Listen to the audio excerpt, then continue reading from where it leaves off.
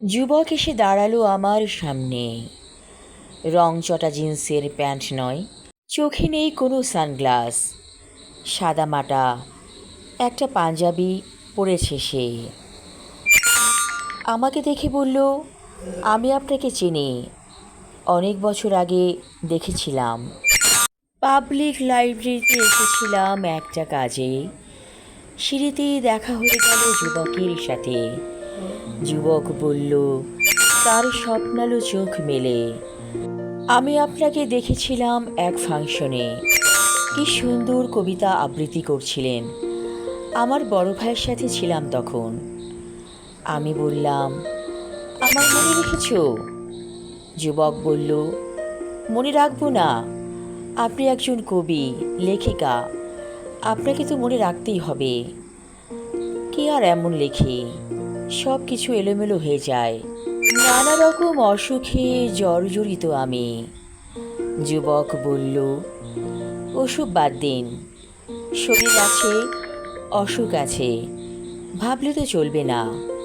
চলুন না, দুজনে বসে একটু চা খাই। যুবকের কথা শুনে আমি কেঁপে কেঁপে উঠলাম। এই বয়সেও আমি শিহরিত হতে পারি? আমি নিজেকেই প্রশ্ন করলাম, তুমি বারবার যুবতী হতে চাও, বয়স তো কম হলো না? আমার খাঁচাখানি যেন তীব্র প্রতিবাদ করে উঠল। বলল, মন তো বুড়ো হয় না, দেহ খাঁচার মধ্যে মন আছে, সে তো চিরযৌবনা। তুমি নিজেকে কেন এমন করে ভাবছো? আমি অবাক হয়ে গেলাম। তাহলে দেহ খাঁচার মধ্যে প্রাণ পাখি কথা বোঝে, কথা বলে? পাবলিক লাইব্রেরির সিঁড়ি দিয়ে নামতে যেয়ে হোঁচট খেয়ে পড়ে যাচ্ছিলাম। যুবক আমার হাত ধরে বলল, এসো অঞ্জনা, আমি তোমাকে কত খুঁজেছি, এই তো আমি আজ তোমাকে পেয়েছি। আমি বললাম, আমি অঞ্জনা নই। যুবক বলল, তুমি আমার কল্পনার অঞ্জনা।